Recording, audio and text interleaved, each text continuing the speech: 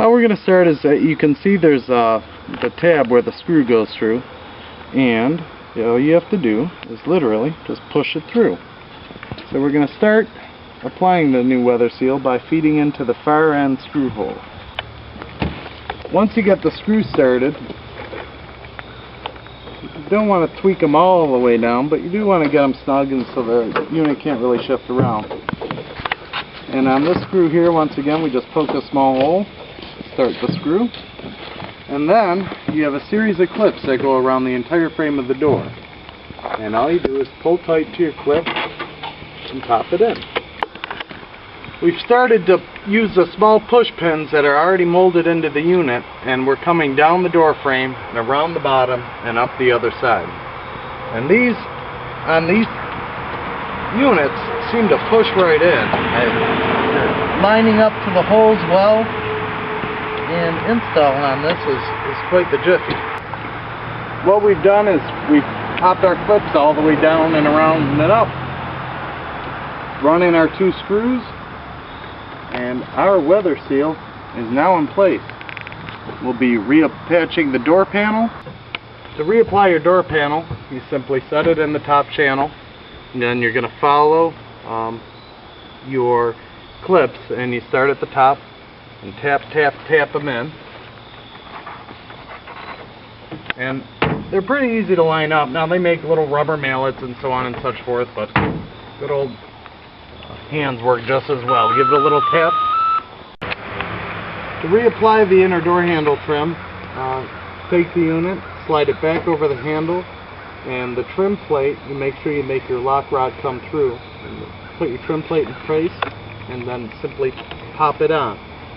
This will still be loose enough that you're going to be able to get back in here, and also, like in our case, apply the power lock switch wiring harness.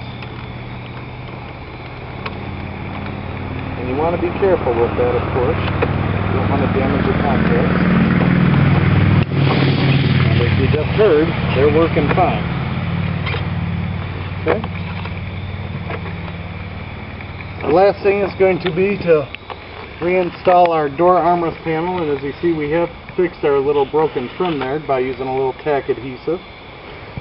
And you apply your 3 screws and trim covers. We finished putting our trim panel back on.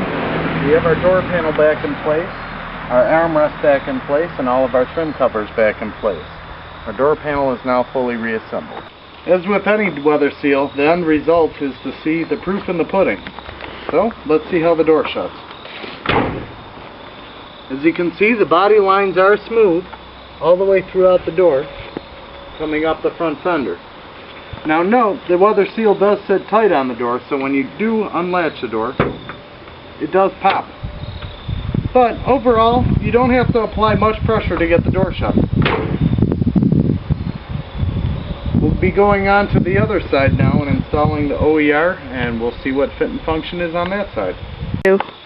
We've now installed the OER brand Reproduction door hull weather seals on the driver's side. Same as the other side with the trim parts units. When you open it, the door does spring a little bit.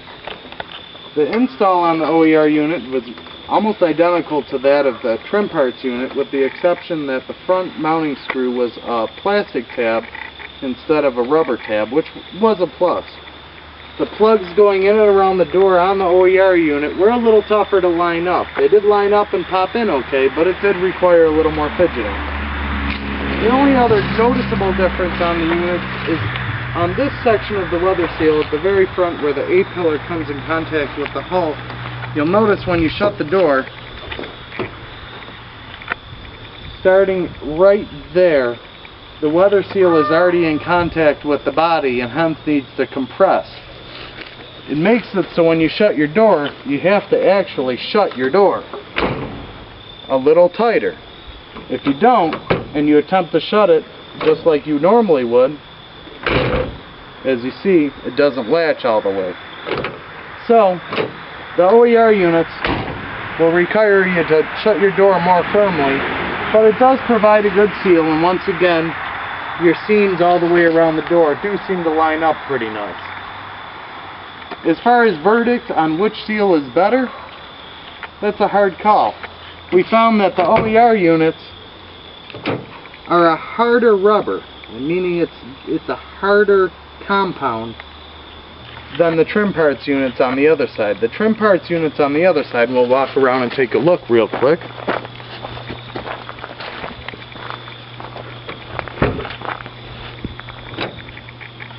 Were softer, and the best way to describe it is they were almost a more sponge-like material. I would say if you were going to keep a car for 20 years, the OER may be the way to go, for the simple reason that it's going to break in a little longer. As far as fit out of the gate though, the trim parts were real nice. We sell the Metro Molding brand weather seal, which we overall, for all applications, we feel is the best seal on the market. But it's always good to test and compare, which is what we've done today. Have a great day.